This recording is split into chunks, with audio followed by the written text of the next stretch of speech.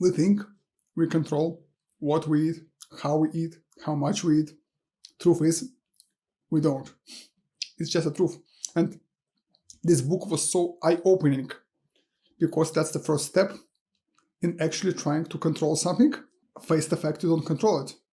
Hey everybody, Lean Eater here, and welcome to another healthy mukbang. I have prepared this wonderful feast for me here.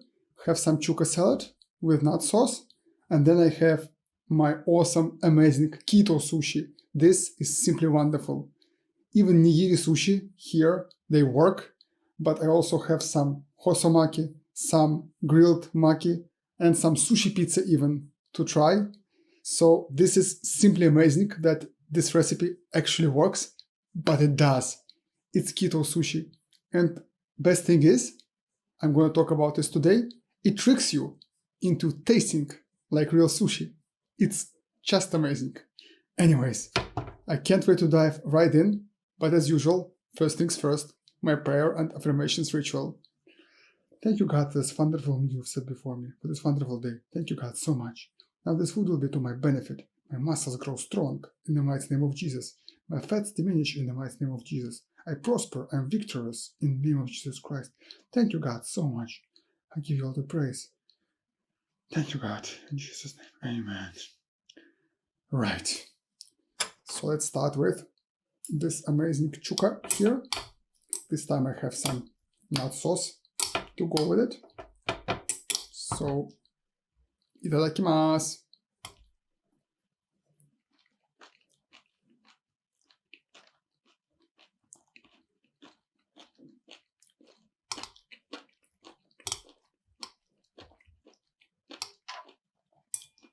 Of course it tastes amazing. It's nut sauce.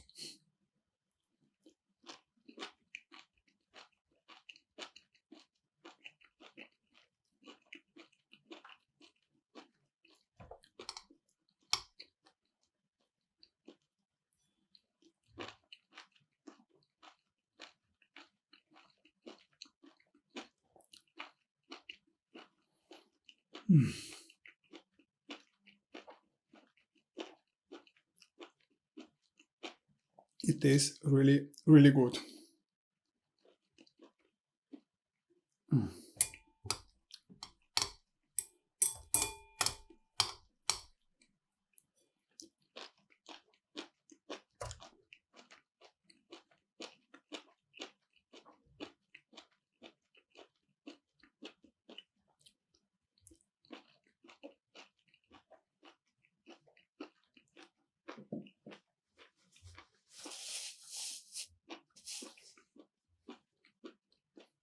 Damn, it's good.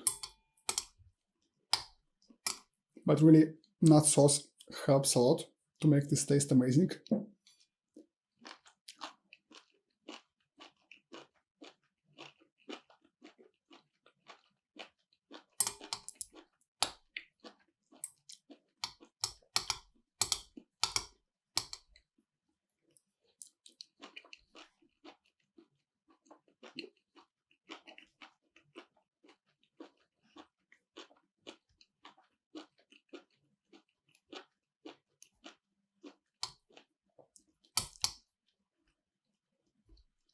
Really, such a simple dish. Once again, I say it so often, but it's such a simple dish, but it's so tasty. It's just chuka salad and some nut sauce. It's so delicious.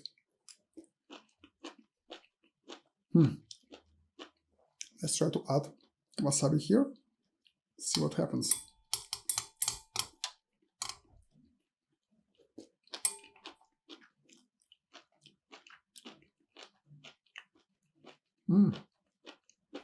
It's good.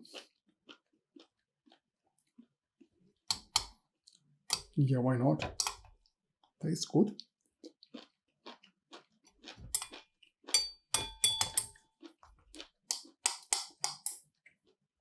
Let's put some more.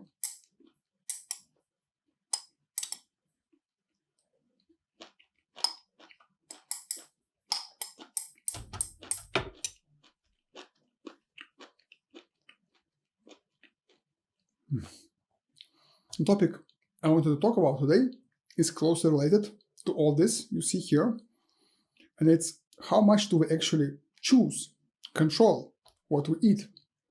How much do we actually have ours in terms of our nutrition? For example, often people think they have certain predispositions, certain tastes in food, like I like sour foods, I like sweet foods. But turns out, studies show a lot of our preferences in food are shaped by our gut bacteria, our bodies, our inner situation in our digestive system, which means you don't actually decide to want certain food. Your bacteria decides. For example, people often when they try to quit sugar, they have this insane sugar craving several days after they quit sugar. And it's basically your gut bacteria telling you, I'm dying, give me more sugar. The bad gut bacteria. If you persevere and let it die, then cravings almost cease, because now no bacteria demands sugar anymore.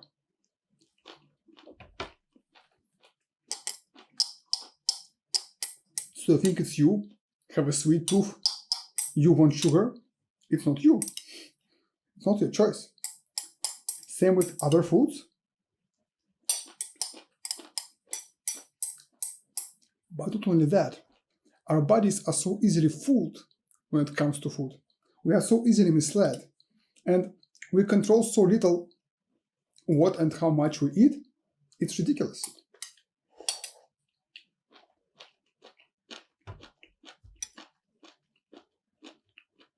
There's a book I recommend you read if you didn't, Mindful Eating by Brian Wansink. It's an amazing book. He details many studies in terms of what people eat, how they eat, and studies show again and again how little people control what they eat, how they eat, how little people even understand about the food they consume. It's insane. One example is this sushi right here.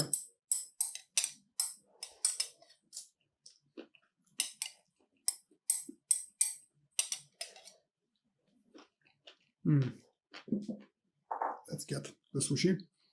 I always mix some wasabi in soy sauce until it dissolves. So I get this soy sauce, which is spicy with wasabi.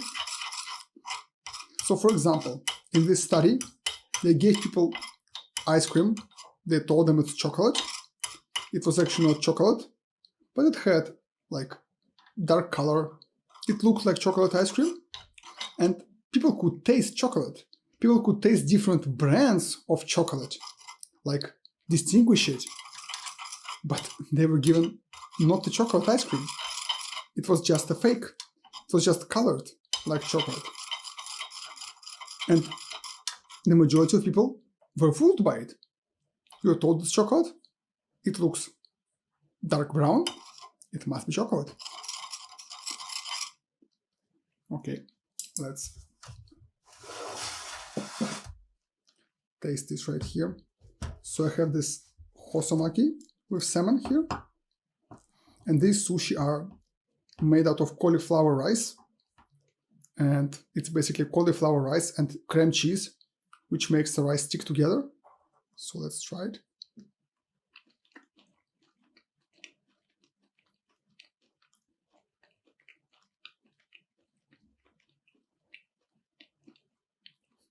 It tastes like sushi, but it's fake.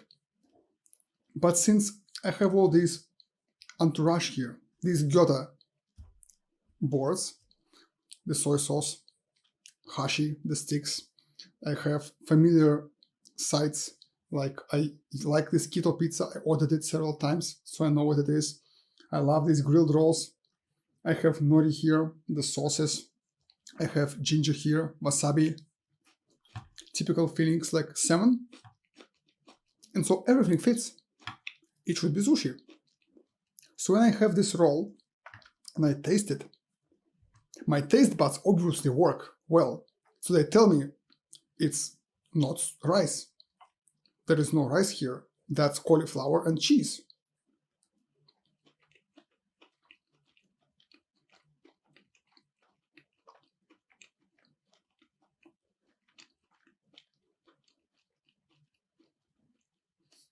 But the brain, it goes like, oh, it's nori, it's salmon, it's all these things you know. That means it's sushi. It must be sushi. So when you taste something different, the brain is like, no, you're mistaken. It's sushi. So you taste rice there. It tastes amazing.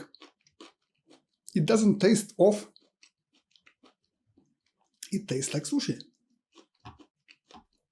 I have even some nigiri sushi here, which is simply amazing. It actually works.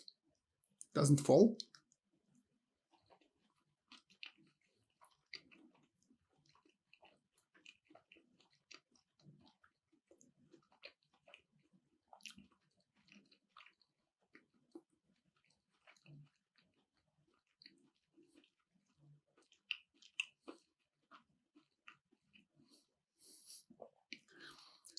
And so my body is fooled into believing I'm eating sushi, when in fact I'm not. I even know it's not. But I taste rice here just because you give most of the flavors and sides to your body and it fills the blanks. It fills the rest. Even not blanks. Even inappropriate taste tastes appropriately. And so in this book they detail numerous studies like this, which are completely hilarious. Like people being misled with colors, with flavors, people given foods to taste in the dark. They didn't see the cover, so they completely follow the guides they're given, like a smell which is let into the room before they get to taste the food, affects how they perceive the foods. Also, in one experiment, for example, people are given free meal. So the experiment is you get a free meal at a restaurant, then you answer questions. And so some people were given cheap wine, like North Dakota, and some expensive wine, like from some France or Italy, as an aperitif before the food. And people who had cheap wine, they naturally rated lower than people who had expensive wine. Those who had expensive wine, they said, oh, I can taste this and that note. It's so delicious. People who had cheap wine, they were like, yeah, it's okay, fine, or it actually was not that good. And then people were served food, and those who had been served good wine, in quotes, they had higher ratings of the food. They liked the food more. They thought the food was astounding, amazing. They gave compliments to the chef. But people who had cheap wine, they were less favorable about the food. They were like, yeah, it was okay for a free meal. And so in the end, naturally, the wine was the same. Only label was different. But simply labeling the wine differently affected not only how people perceived the wine and how they ranked the wine, but also how they ranked the food which came after it. And the whole experience. Everything was colored by this label, which was fake.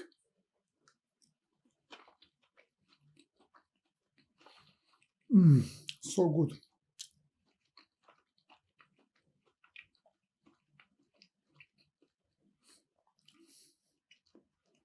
It really tastes like hosomaki with salmon, even though it's not. Even though it's some cauliflower and cheese instead of sushi rice.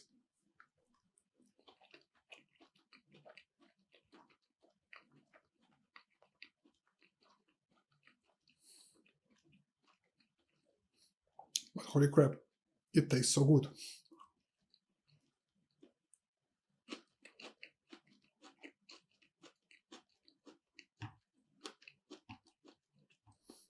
So we are fooled so easily, but we think we control what we eat, what we choose to eat, but we don't even know what we eat. We are fooled. But then, the amount of what we eat, again, many studies show again and again, we don't have any control. We are controlled by outside influence. What's worse, we think we have control when clearly we don't. For example, They invited people to watch football at the bar. And again, the deal was you get free food, then you answer questions. So they served these chicken wings, what people typically in America eat when they watch football. And some tables had the bones removed immediately. So when you eat a chicken wing and you put the bones in this bowl, discard, refuse, the waiter would frequently come and remove the bones, take them away. And others, the waiters would not take away the bones, so the piles were getting higher and higher.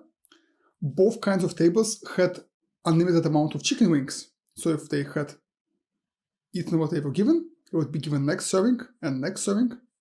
In the end, of course, they counted how many chicken wings were consumed by what table.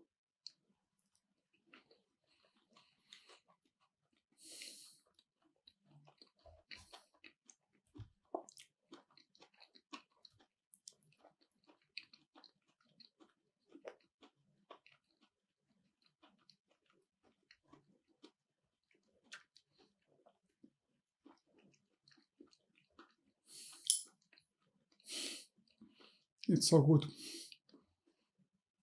And so people who had chicken wings, chicken bones removed from the tables, ate more because they had no proof how much they have eaten. People who had chicken bones piled on the table looked at this and thought, maybe I have enough already, like I ate so much, so they ate less. And then, again, people were asked, did you notice that some of you had waiters remove the bones and some had waiters leave the bones on the table for the whole football match? Most said yes. People were asked then, do you think it influenced? How much have you consumed? People said no, these tricks don't affect me. I choose how much I eat. I know how much I want, or I eat at least until I'm full, or I'm on a diet. I know how much I can have. But fact was, no, you don't know how much you want to have. You don't choose. You were influenced by this simple thing, whether you had bones remaining on the table or not.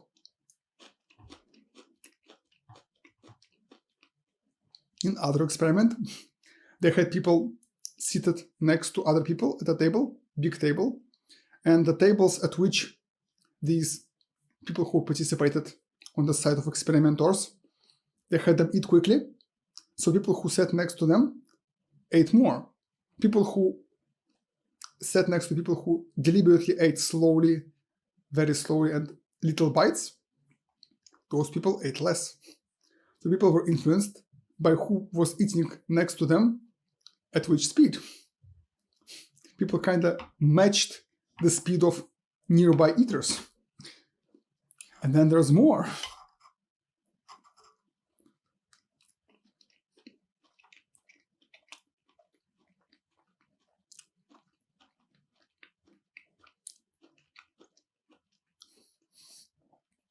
You had an experiment where they gave people unlimited soup. They had a soup bowl which had a tube coming in, which fed more soup into the bowl as the person would eat the soup. Those who didn't notice this consumed easily several bowls of soup and didn't care that they overconsumed so much soup in one sitting. Some, of course, noticed you cannot pick up the bowl, and some noticed that they ate too much and then it doesn't change the amount in the bowl. They said something's wrong, but most people didn't notice.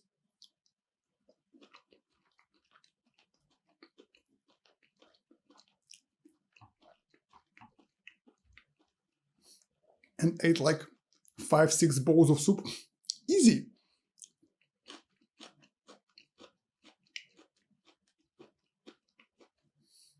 We think we control what we eat, how we eat, how much we eat. Truth is, we don't. It's just a truth. And this book was so eye-opening because that's the first step in actually trying to control something. Face the fact you don't control it. Face the fact you have to work so much just to have basic control over what you eat.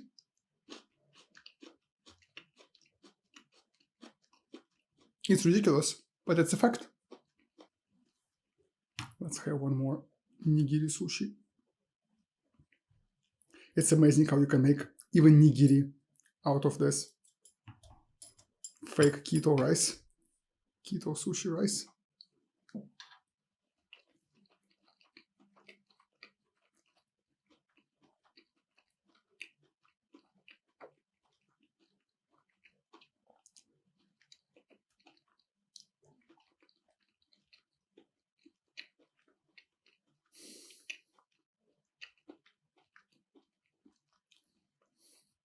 What can I say?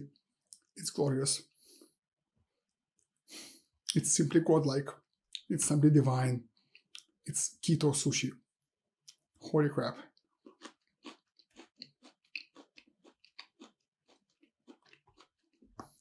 In other experiment, they invited people to a cinema and gave them free popcorn. The deal was, you don't buy popcorn, you get one free. Again, answer questions. Some people were given bigger buckets, some were given smaller buckets. And then they counted how much people ate. Most people didn't eat all the popcorn. So it's not like some people had insufficient amount. Most had enough. And those who had bigger buckets ate more.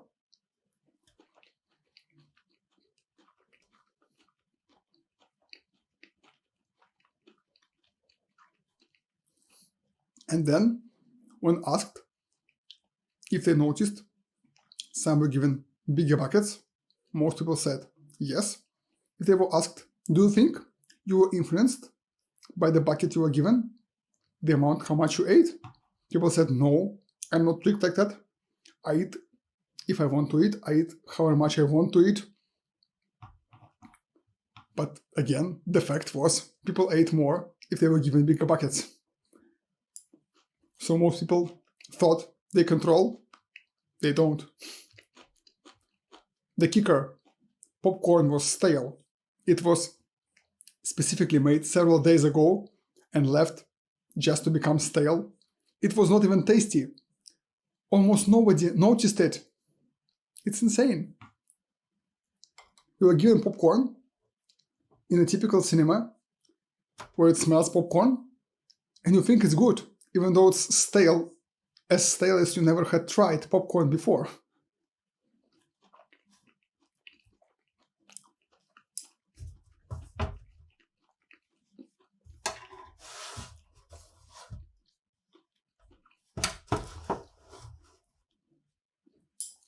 Okay, by the magic of video editing, I will quickly be back with these rolls properly heat up so they are as tasty as they could be. So be right back.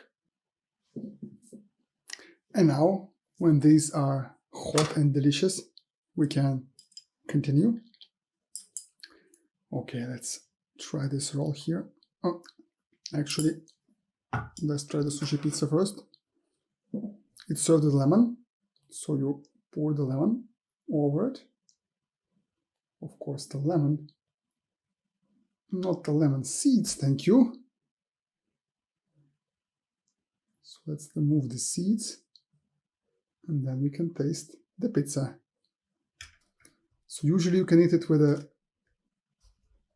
proper Japanese hashi, but this one, it doesn't work, unfortunately.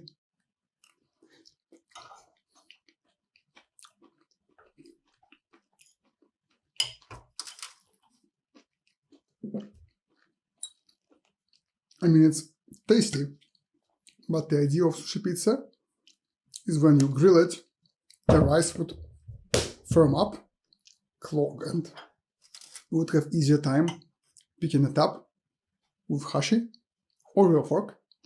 But this thing, as it heats up, it gets more wet and soggy because the cream cheese heats up and becomes less solid. So it doesn't work this way.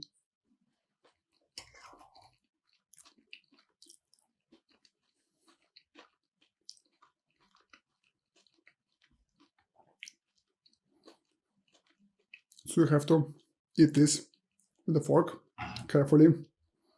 But this works wonderfully. Because with grilled maki, you want to only heat the top of the roll. Don't want to heat the whole roll.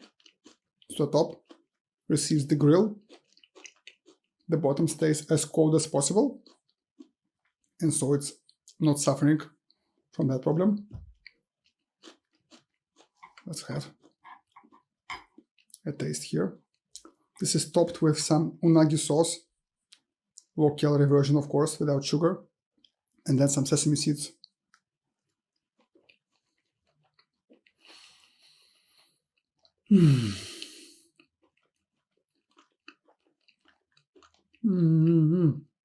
This is so good. Holy crap. It's amazing how good it is for fake sushi. Almost out of ginger, though, unfortunately. Anyways, let's have one more. Have some leftover sauce here.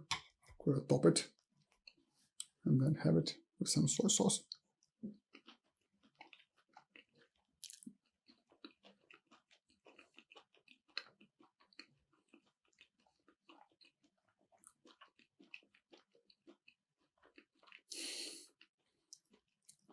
Simply divine. So much pleasure.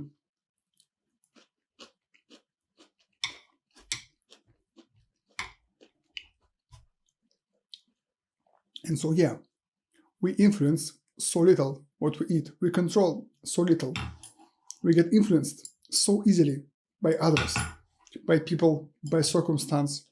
Like they just take a cafe, they have ice cream under a glass door. In other days, they have ice cream, glass door is open, more people take it because it's one less step to have ice cream. In an office, there's a jar with cookies you can have for free. If jar is opaque, less cookies are taken. If jar is transparent, more cookies are taken.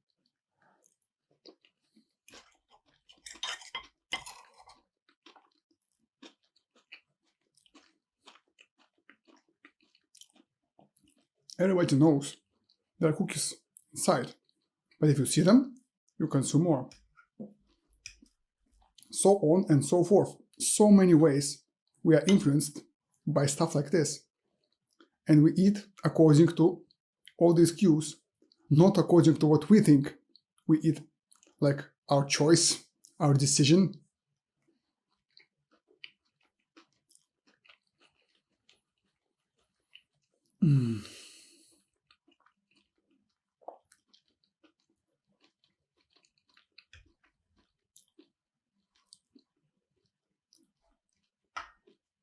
And best thing about this is how low in calories it is. Because I'm using lower fat mayonnaise. Usually it's full fat mayonnaise in the topping. In the pizza and in the roll, I use 20%. Usually it's 66, 87% fat.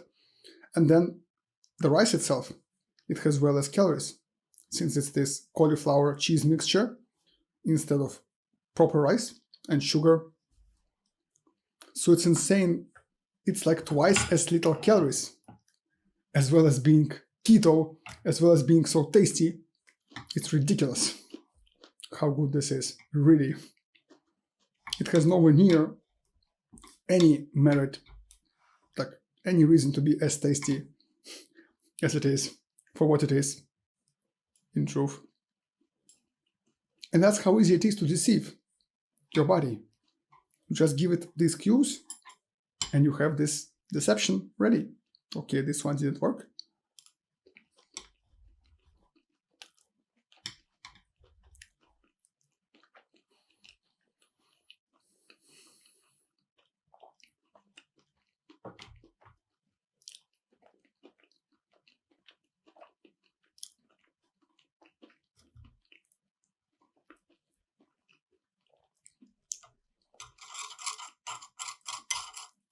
You just create this deception here. Your body is easily deceived. to thinking it's sushi. And though it's obviously not. Then again, I mean, I like the taste of nori a lot, and this topping with filling. That also probably has to do, if I would like more the taste of a rice in sushi, I would probably not taste it as favorably as I do right now, but still, this is amazing.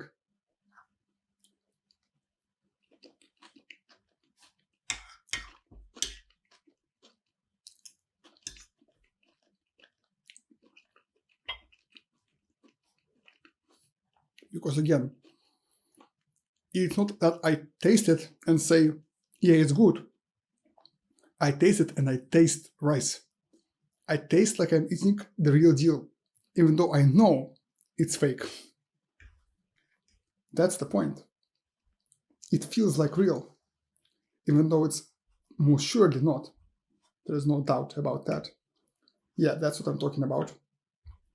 Sushi pizza doesn't work with this keto version.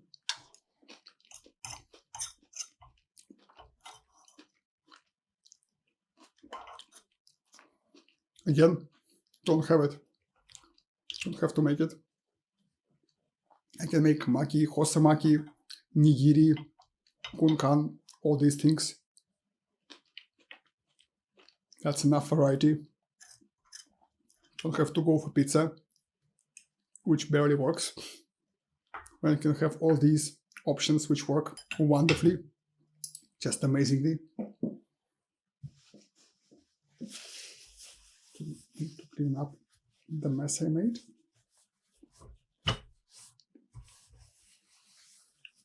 And so I think it's very important we come to the realization how little we influence what we eat and start to try to take more control over our food. Because it's a disaster, really, how little we control.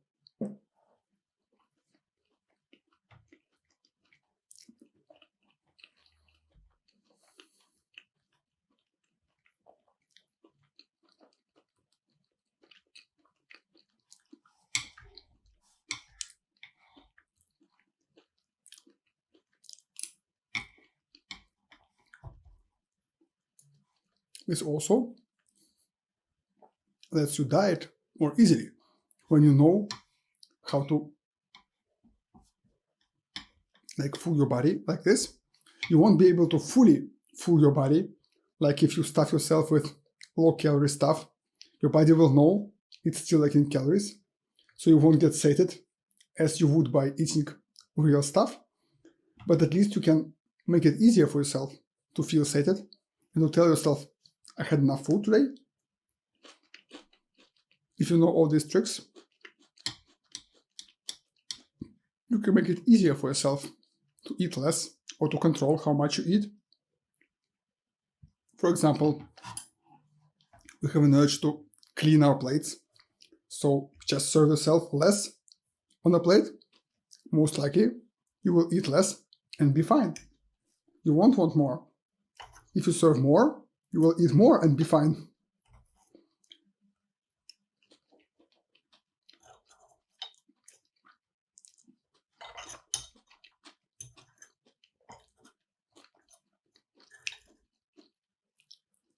So let's say you want to have some cold cut meat.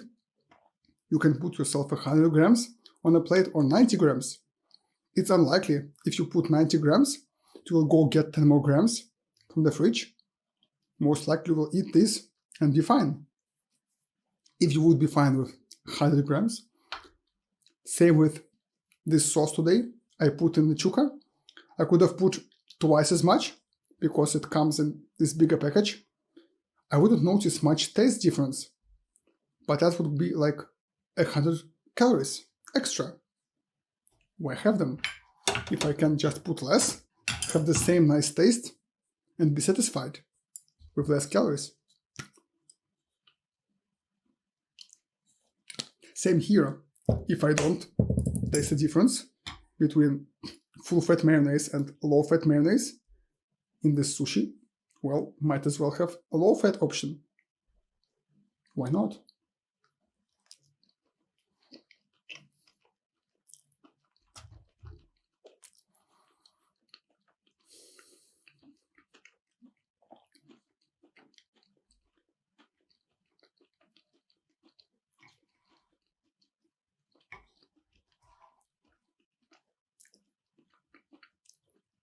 If my goal is to diet down, of course, if I have to control the amount I eat, then it's going to be quite useful.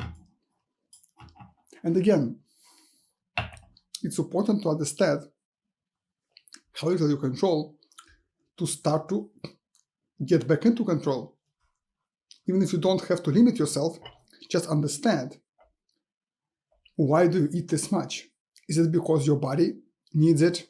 Or is it because you were served this much? Or is it because someone next to you is eating this quickly?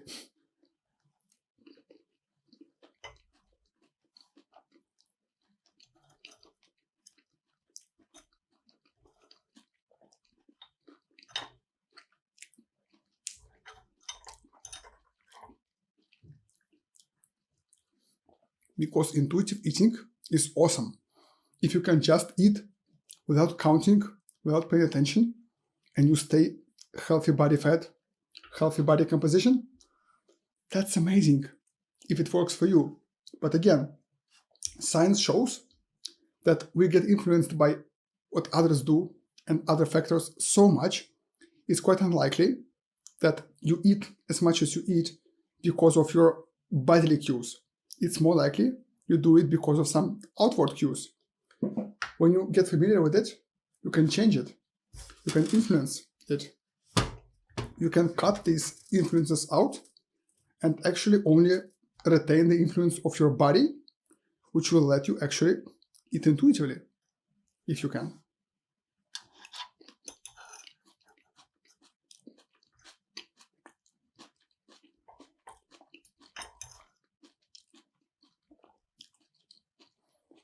By if you can, I mean that for many people, it just won't work because you might have health issues, you might have problems with hormones, you might have problems with digestion, you might just be eating foods which break down your satiety signals.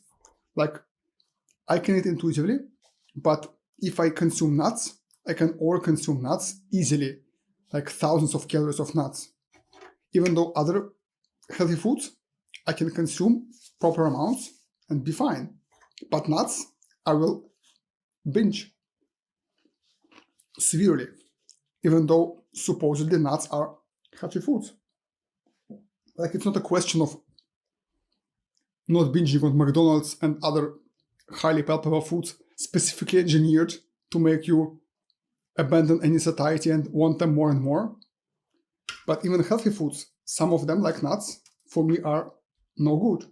Why? I don't know yet. I haven't figured it out.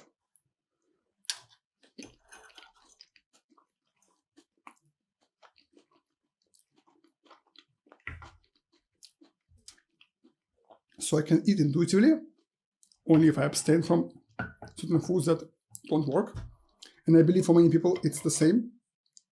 You will have certain foods you have to limit because those foods you just binge on.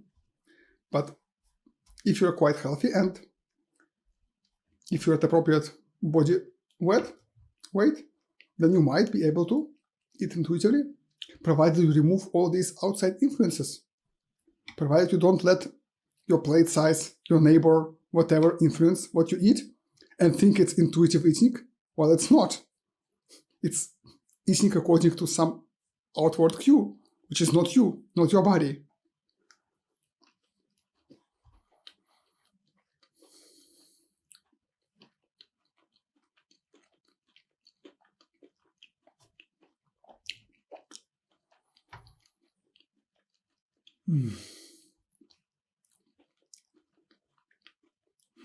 So good.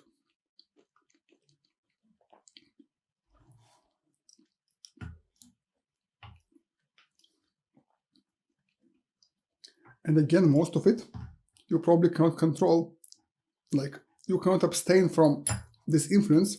Even if you know about it, you will still get influenced. The only way is to remove it or account for it.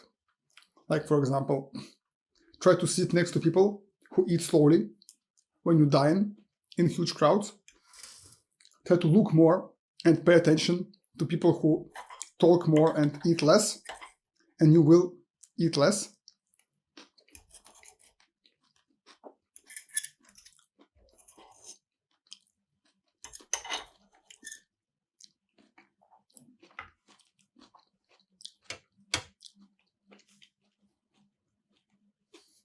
If you stay close to and pay attention to people who eat more and quickly, you will eat more. Unless you measure exactly how much you ate, but is that fun? When it's a huge gathering, you have this pleasant evening dining conversation. Do you want to be counting the spoons, the servings you consumed? Probably not, really.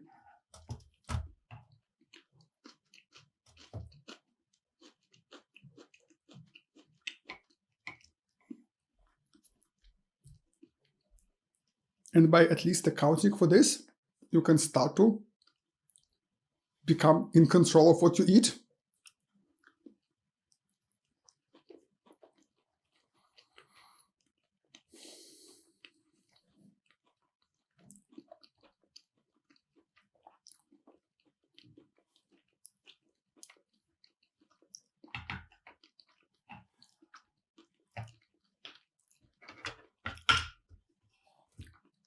But I can stop but wonder, if I would not have so fond memories of sushi, I wouldn't have eaten so much sushi.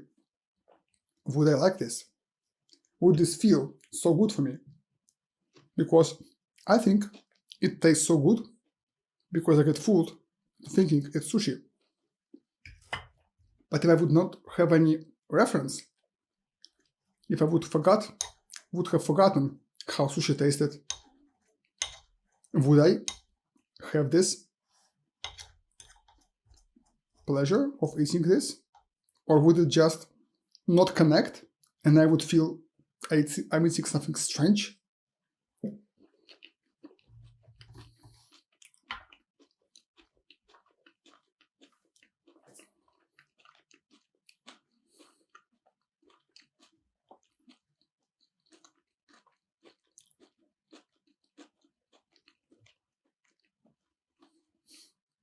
Because sushi, the tastes were combined for a reason. They were carefully combined and tested to taste good. That's why it's so popular. These were picked according to ability to mimic sushi in form, but not in taste. So it looks like sushi, but the taste, of course, cannot be the same when it's cauliflower and cheese versus rice and sugar and vinegar and salt. So would this taste as good? I don't know. Right now it tastes amazing. It's basically sushi, just keto.